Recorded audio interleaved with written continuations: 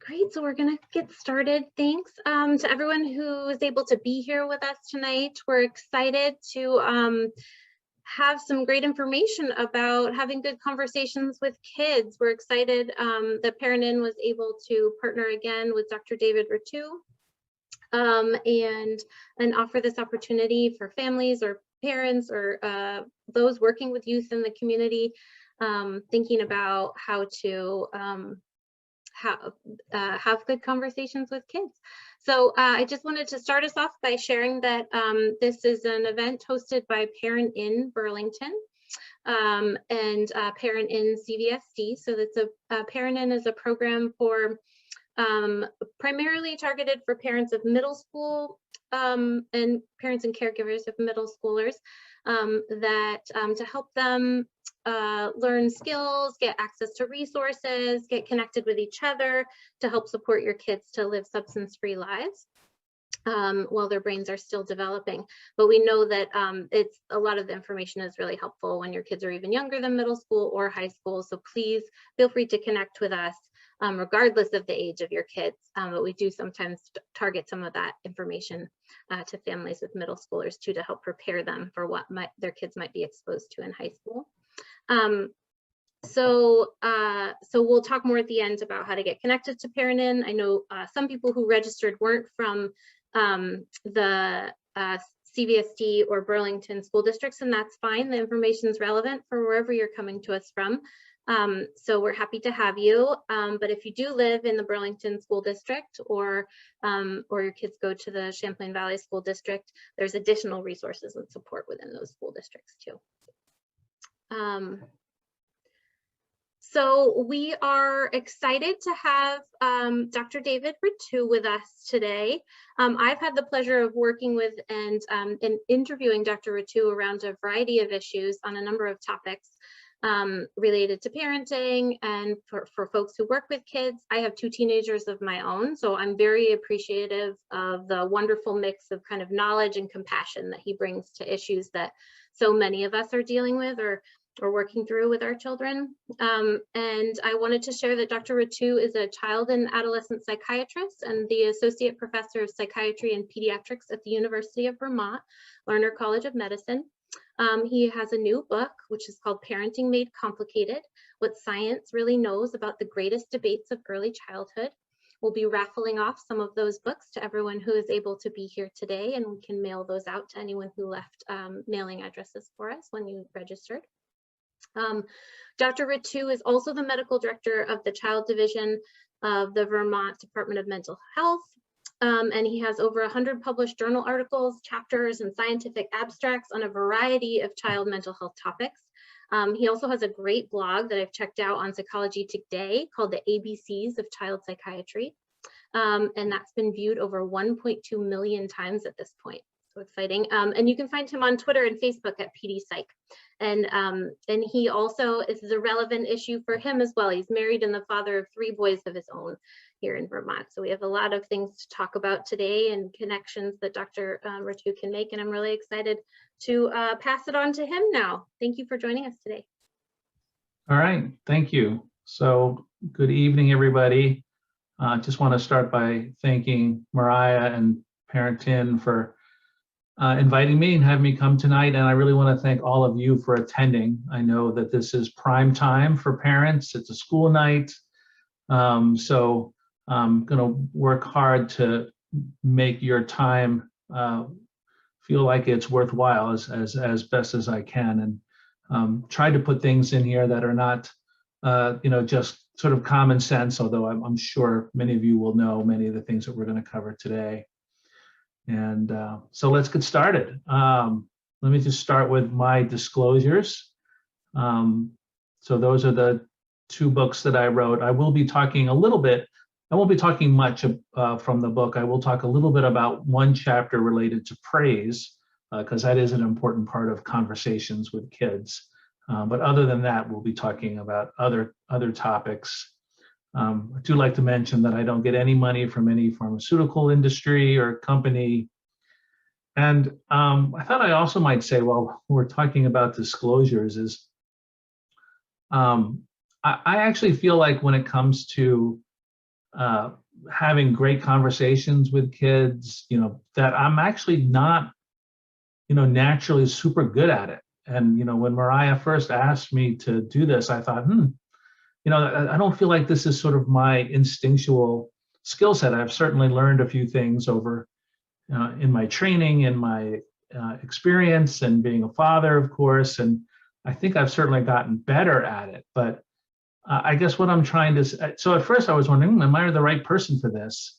And then I ended up sort of deciding that, sure, I might be, because, I'm just coming at this from a different place. So instead of kind of, I'm awesome at this, learn from my skills and my knowledge, it's more like, hey, I don't find this really super easy myself. And here are some strategies that have helped me develop meaningful conversations and good conversations with youth. And I hope some of these strategies will be useful to you.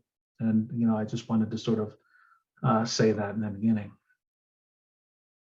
So here's what we're going to do. We're going to start talking about some sort of general principles about conversations, sort of general tips, also some specific topics that I hope you'll find useful, such as praise. We'll get into how things are a little bit different, maybe not that different when we're talking about older children and adolescents.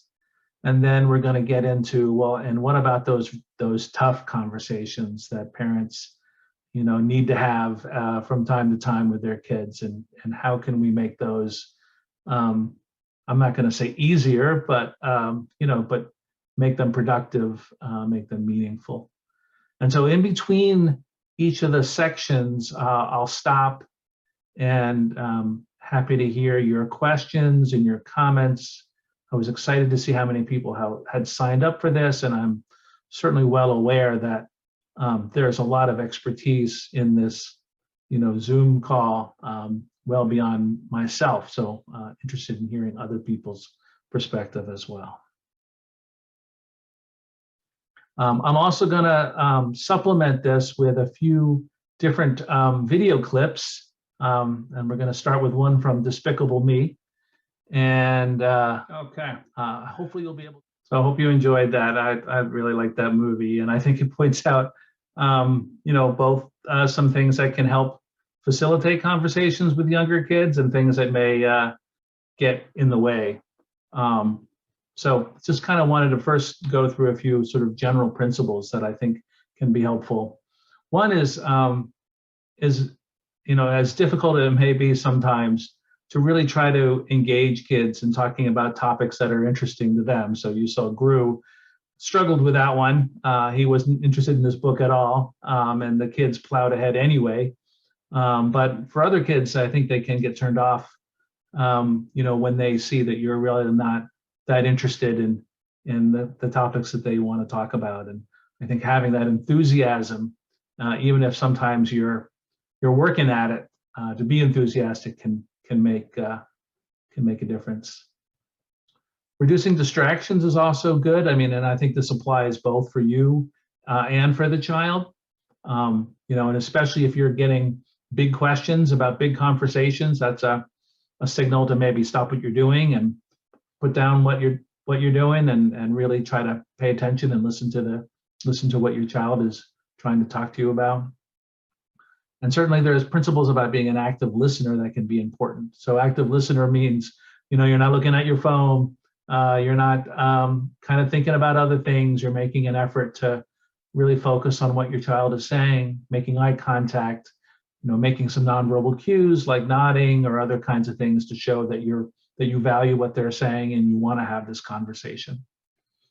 Younger kids also, I think it's good to try, when appropriate, to try to include emotion and feeling words. A lot of kids don't necessarily have those in their repertoire, and it's sometimes good to supply that for them. It may feel like you're sort of putting words in their mouth, or more like feelings in their head is probably a better thing. And you can, say, well, this is what it feels, it seems like you're angry, afraid, and try it out. But I think it's good to try to help them start naming emotions.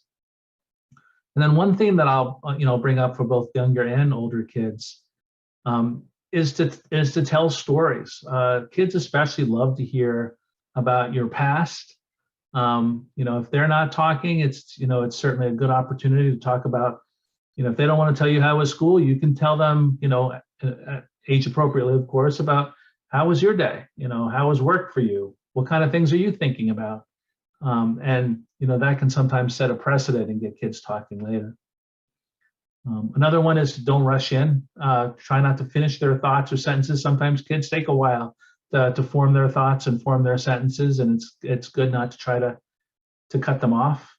And then especially when you're issuing commands or asking questions, I know I struggle with this one, but you got to try to keep them simple. Not ask 3 questions at the same time, or not make multiple requests at the same time, because that's sort of setting yourself up for them not either hearing what your question was or not following your directions.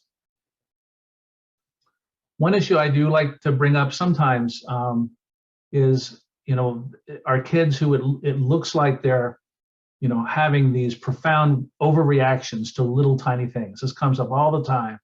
An example here might be, a little brother is playing a game with the mother and the older brother. The younger brother is doing okay from the start, but then the older brother catches up and wins. And despite the fact that this is a game that's full of luck, the younger brother gets really upset. Despite the fact that it looks like this is really over nothing. You say something like, "It's only a game." Well, why this huge reaction to such little things? And this comes up all the time with younger kids. And sometimes kids really do just, overreact, at least from our perspective. They really do make mountains out of molehills. But sometimes, and I think it's worth thinking about this, sometimes on the surface it looks like what they're reacting to is something really small, but it's actually a big feeling that this small event is triggering. So for this particular example, it may be, for example, that this child struggles with the fact that he has an older brother who's very good at things, and he actually feels like he can't measure up, and maybe he'll never measure up. And so when he reacts to this game of luck not going his way, even though it looks like it's just over a game, it's actually over a big feeling and a big thought of maybe not being able to measure up to the brother.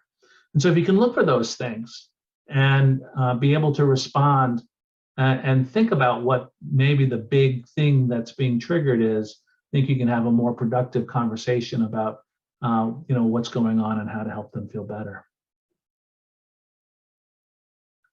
I also like to mention, one of the themes of my book is that there's kind of no one, right answer all the time for parenting, and that, the right way to parent kids depends on their temperament, depends on your temperament, it often depends on a lot of different things. And so, I think it's worth it to sometimes take measure of your own personality and your own temperament, and think about how that can contribute, in both good and maybe not so good ways to your style of conversation with kids. So for people who are more introverted, I would consider myself to be part of that category. How does that affect, your approach to talking with kids? So I think things that might help is just being able to recognize that this may take more deliberate effort. You're not necessarily a social butterfly, and that you have to, be a little bit more deliberate about it. You may have to look up conversation starters and things. And another tip that I've found that can be helpful is to use what I call launching questions, which is basically a way to get somebody else talking. So you get the ball rolling, but then, they're off. And so you can just use questions like, tell me about, rather than yes, no questions. That can be a way to help, get conversations going. For those of people who are the exact opposite, who are, more the sort of the chatterbox kind of person, I think the challenges are different. So here, the challenges may not be what to say, but being able to hold back and to listen, and being able not to rechannel something your child says back to yourself. And instead, I think it's generally a good idea when your child starts a conversation, not to return with, oh, and that reminds me of when I was, or, but to be able to sort of build on what they are saying, keep the focus on them as much as possible. And then for people who tend to maybe have an inclination to be more judgmental, can be prone to nagging, which is definitely a turnoff for a lot of kids in conversations. Just be aware that maybe some of your statements have some embedded criticism in them or commands about ways that you have to do things, and that perhaps that is slowing down a good flow of information. And for those of you looking for some practice, one thing that people call it different things. Sometimes it's called the child's game, but this is an idea where you basically spend a little bit of time each day, interacting, playing with your kid, but it's not sort of the typical play. It's basically very much child-led play, and I think it works best with more sort of imaginative play, make-believe kind of stuff. But your job is basically to be like a baseball announcer. So you're spending maybe 20 minutes, they're running the show, they're leading what happens, and you basically just say what you see. Oh, I see that you've picked this up, and and you're involved, but you're not trying to steer, you're not trying to criticize, you're not trying to direct. And these can be nice opportunities to really understand some of your child's interests. And also sometimes you can pick up on themes that may be active in their mind. I want to spend a little bit about talking about praise, because I think this is another important part of conversation. So here's just sort of a quick question. A 6-year-old draws a picture and brings it to their parent. And you should say, "What a beautiful picture. You're a terrific artist. You're the best artist in your class. You really worked hard to get your drawing just right." So they all sound like things that people may have said. They all sound like praise, and they all kind of may sound like the same. But I want to actually talk about some research that suggests that, what the effects of praise are and how there can be different types of praise. Because this is certainly, this is an area that certainly is quite controversial. And people talk a lot about whether kids are being underpraised, whether kids are being overpraised. What's this about everyone getting a trophy? So that people are understandably sort of confused about this with everything that they see over on the internet. So let's talk a little bit about praise. Why do we praise? What's going on here? So the arguments for using praise is basically twofold. So one is praise is used as a reinforcement. So forget all the warm fuzzy stuff. We praise because we are noticing a behavior that we want to see more of. And praise as a reinforcement may get you more of that same behavior. So you say, "I love the way that you tied your shoes." Then maybe tomorrow he'll tie his shoes again. Maybe he'll even put on his own coat, and go even further. So that's sort of one reason. But then the other reason is certainly more of a self-esteem builder. So the idea that you're giving kids a sense of value and efficacy, which they need to help them succeed and build confidence. But praise has also been criticized because if you give too much of it, there's the feeling that it loses its value. Like any currency, if there's too much of it, it becomes worth less. And so nobody really cares, right? So, a trophy that you work really hard for gets stuck on a shelf. A trophy that every kid in the league gets maybe gets put in a drawer, so you can lose that. And then, people may be so motivated just from the praise that they lose the intrinsic value of things. And then there's the concern that too much praise can also build selfishness, feelings of entitlement, maybe even some narcissistic traits. And they sort of set up kids in a inauthentic way, as feeling great without having really earned the praise. And then when they actually can't succeed, then they kind of fall even harder. So what do we know about praise? And so in general, I like to sort of refocus the debate, not as so much are kids getting too much or too little. I think, that's sort of an impossible question. I certainly think there are some kids who get too little and some that get too much. But one of the things the research is telling us that I think is really important and interesting is that there's different types of praise. There's a type of praise that's called person praise, which is directed at traits, right? So you are a fast runner. You're saying something about the way your child is, versus process praise, which is directed at something that something specific, a method that you do. So it turns out that this is important. This is an important distinction because research has suggested that process praise can contribute to something called a growth mindset, which is a belief that success and achievement comes from effort and practice. Whereas a fixed mindset is sort of the belief that your success comes from sort of factors that you're born with, that you're endowed with, and that you can reveal that you don't actually have them if you fail in front of other people. And the research tends to suggest that that process praise that's directed at methods and effort can lead to more of a growth mindset, can lead to an improvement of motivation, especially under challenging situations. Whereas a person praise may end up leading to people wanting to sort of protect, these compliments, and as a result, not try as hard under challenging situations. So it's an interesting distinction, and I think it's something that to be mindful of when you're doing this. And there's even further research that kids who tend to have lower self-esteem to begin with, and these are the kids that we would love to be able to just with our words sort of convey, that they're valued and that we care about them and they're important. So we may be, used to be doing even more sort of person praise, but unfortunately, the research tends to show that backfires, and that kids with self-esteem they tend to hear more person praise, but then that can often lead to increased feelings of shame after a failure.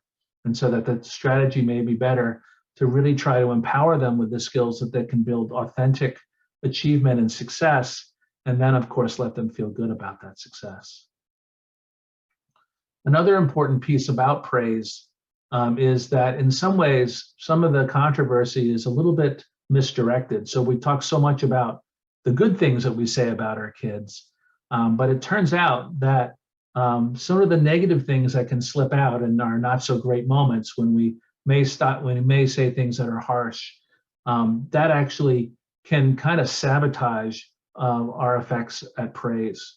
So in some ways, while we want to be looking at what we do, what we say in terms of praise, I think what may be just as important, maybe even more important, is really trying to minimize those sharp, kind of nasty things that all of us can sometimes slip out in our not so great moments.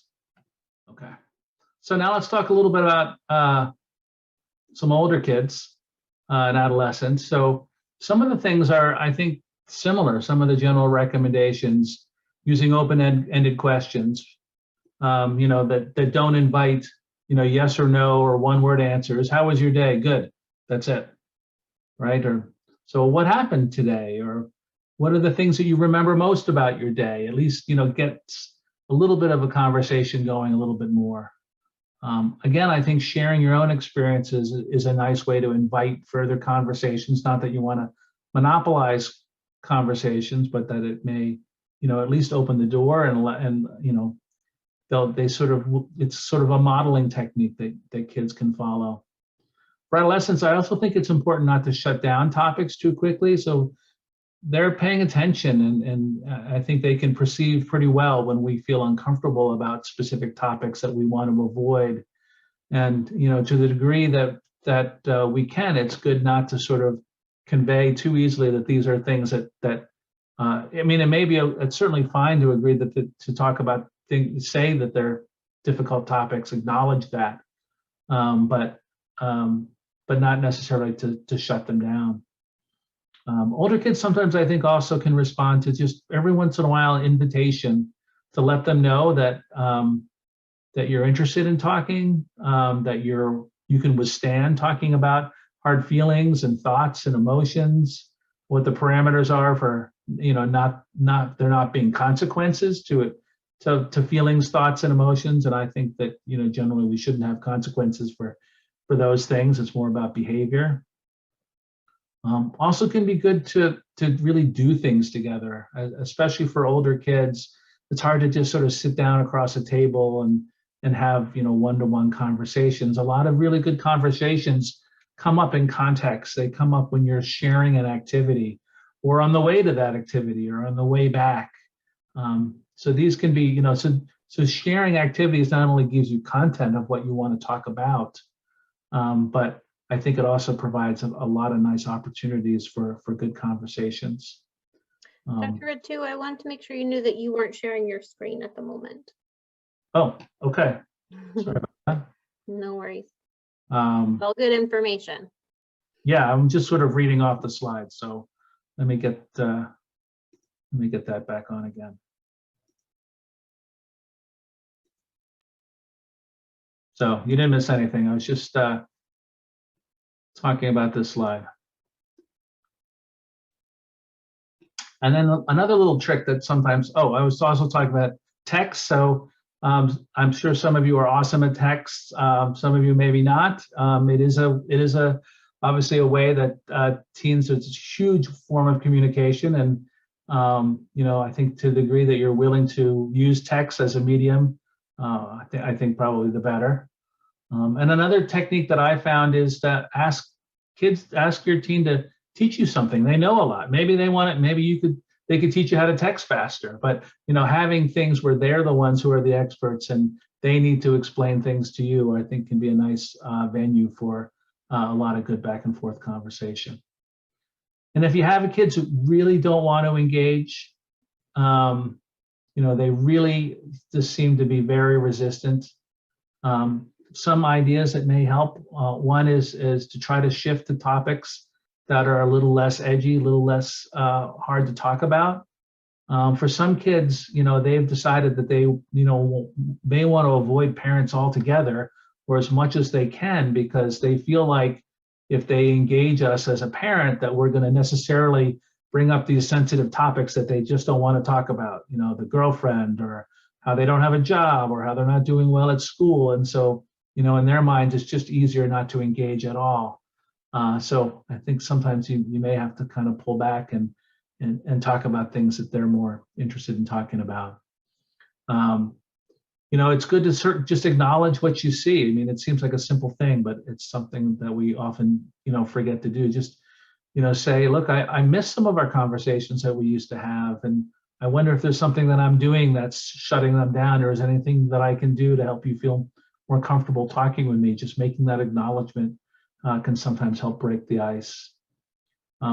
Also acknowledging that there are topics, you know, getting back to the fact that you can withstand and are interested in talking about more sensitive topics.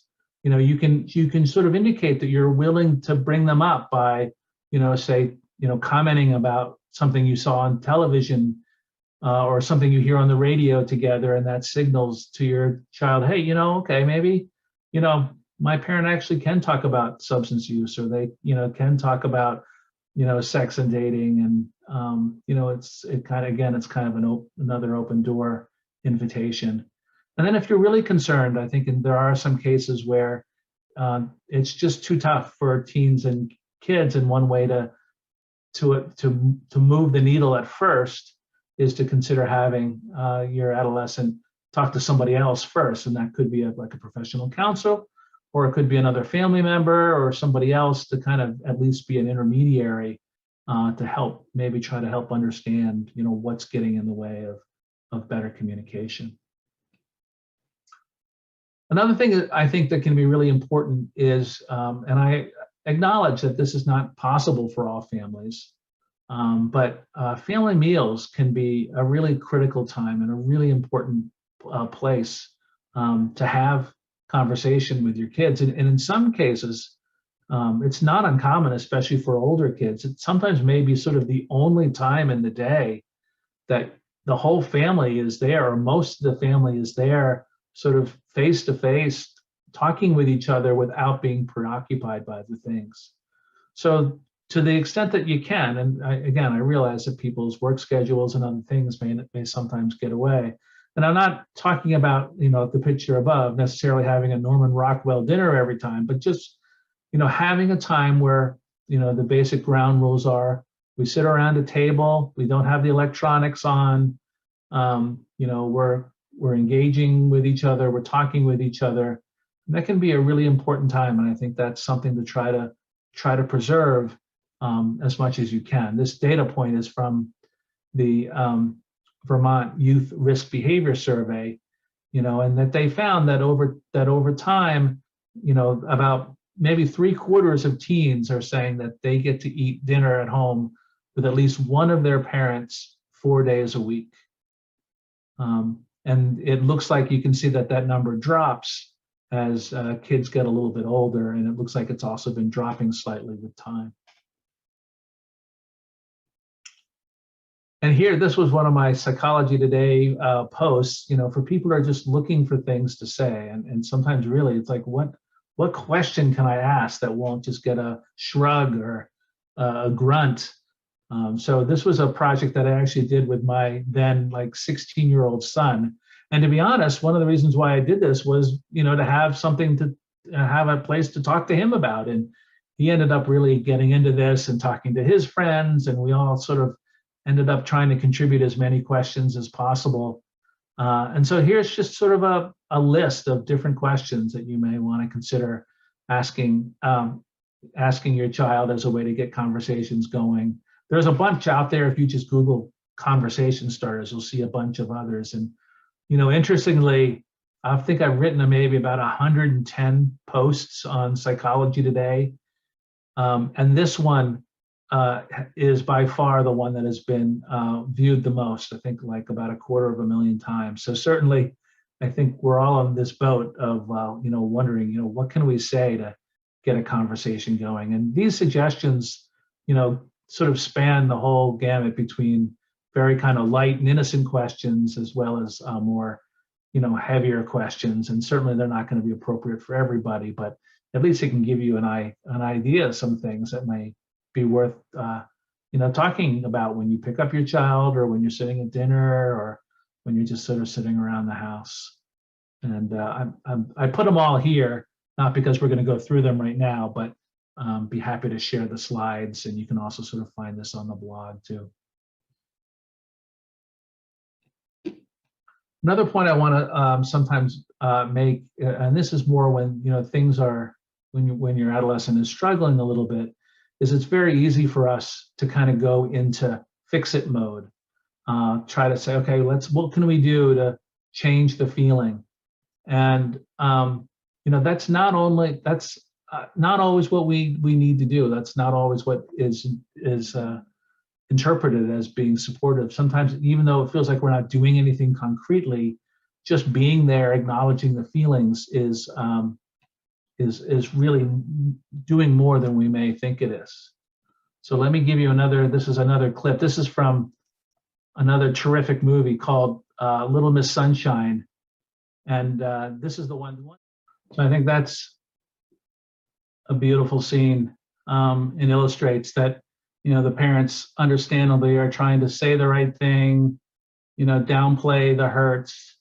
But what he needed in that moment, which Olive did beautifully, is just to have somebody come up and, put her head on his shoulder. So really like that scene very much.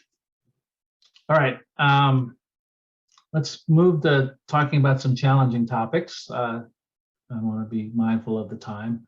So what I mean are, a lot of these things, you can probably come up with a lot more, but these talks, in quotes, the talks about sex and substances and racism, sexism, mental health problems, marital problems, politics, poor grades. What are some advice that can help with these difficult topics? I'm going to kind of skip this one, but so some general recommendations is I think a lot of us get into the mindset that these are sort of one-offs, that these are like these big single conversations that you have, and you sort of set the stage, and you walk up to your child and you say, okay, can I talk to you about something? And and all of a sudden what's this going to be about? And for these kinds of topics, I think rather than sort of framing it that way, I think it's much better to sort of bring up these topics incrementally, starting when they're really much younger, and not go through the entire thing, but to just, sort of broach the subject here and there at multiple time points. And this can be a lot easier strategy because when you start when kids are young, they're more willing to talk to you. They're more willing to sort of ask questions and also sort of indicate, where their cognitive limitations are, when you've said enough, where they're not getting it. And you can really sort of, I think, pace it a little bit better. These are also conversations where it may be good to think a little bit more, prepare a little bit more about really what you want to say and how you're going to say it.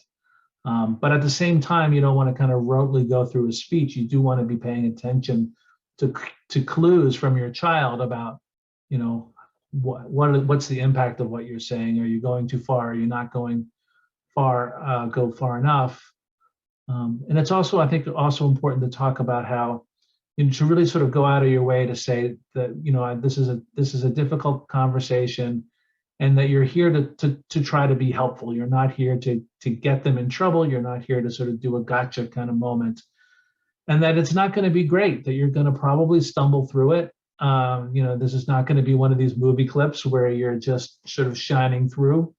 And it's okay. You kind of acknowledge the awkwardness and say that this is kind of challenging for both of us, but we need to go ahead and do it anyway. Specifically for substance abuse, again, I think it's important to convey interest, ask questions in ways that convey interest rather than suspicion. Another good reason to start early. One way that I think it's easier to start asking questions about substance use is before you start asking questions about your kid, you can ask questions about the school.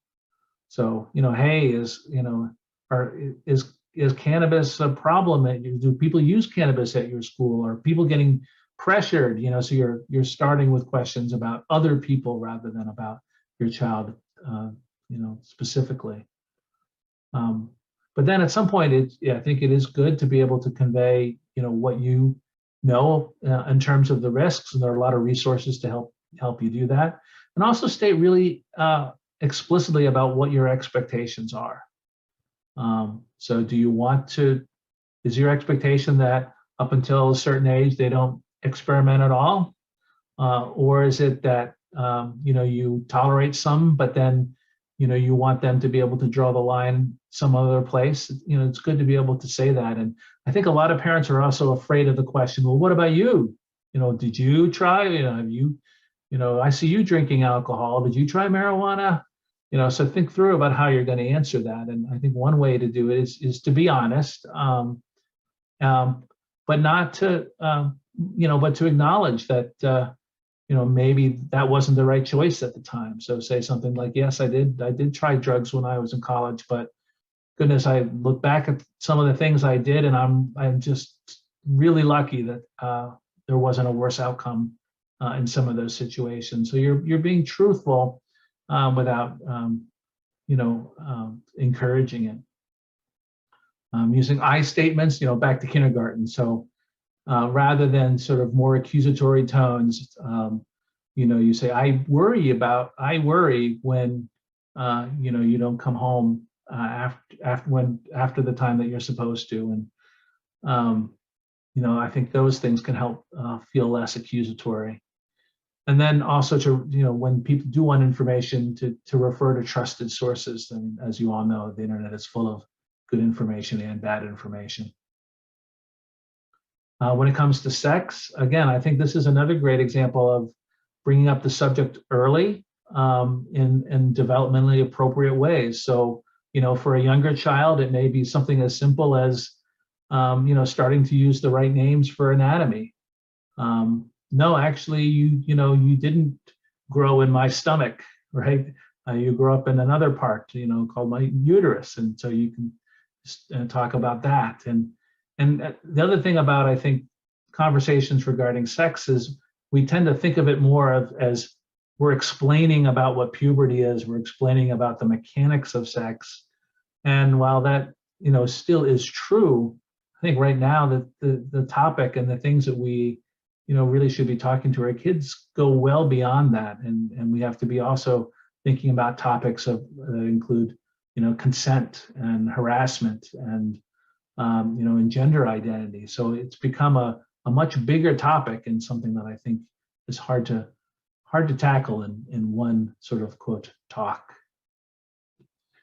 So I want to leave a little bit of time, but for those of you who really want to kind of plow in or looking for more information than a sort of a 1-hour webinar, these are a few sources that you can go. There's a nice course that is done by one of the, considered one of the national parenting experts at Yale. It's a free course through Coursera. And there's also a couple other programs that I think offer a lot of sort of more sort of videos about communication. They're not free. They're not horribly expensive. I think they generally run about $80 or so, but another area to look at. And here are some other resources, and I think Mariah may have some others to show as well. So I'm going to stop there and welcome your questions and comments.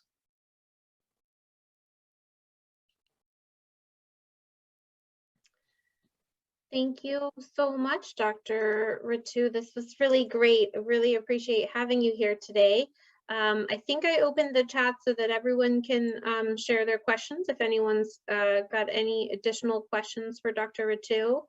And I really appreciated, as I said, as a parent of teenagers, just really the opportunity to sit and think about how I'll utilize some of this information. Sometimes, like you said, it is, information that we know, but that we just don't sit down and think. And in my day-to-day lives, it's hard to remember that, yes, I need to make sure there's just as much praise as there is kind of criticism or opportunities for them to grow. And, so many great things that you're mentioning today, I really appreciate. And so I have on the screen now some of the same resources that Dr. Rettew does, but I just wanted to mention that ParentIN is another resource in your community, again, for folks, particularly in the Burlington and Champlain Valley school districts. And in the Champlain Valley School District, Amy Sayer, who's on the call again today, kind of seeing some of the same information you are, is there. She works as a substance misuse prevention professional in the schools, and she helps coordinate ParentIN there. So she's an additional resource for parents in that community. And we have some similar folks in our community in Burlington. So feel free to reach out through our websites or our social media pages and connect with us, and we can connect you to other information that you might be looking for today too. We're happy to help. And I listed some other sites on the resource page that we really like and that I use a lot as we're kind of connecting folks to information that's available for them. So thank you to everyone who joined today, and we appreciate the opportunity to do this, and we'll be sharing more events probably during the summer and throughout the next year. So if you can, join our social media pages and we'll post them as they come up, and hopefully at some point we'll be able to do some of these in person again too. So thank you, Dr. Rettew. We appreciate you being here. Thank you. Thanks for taking part. Good night, everybody.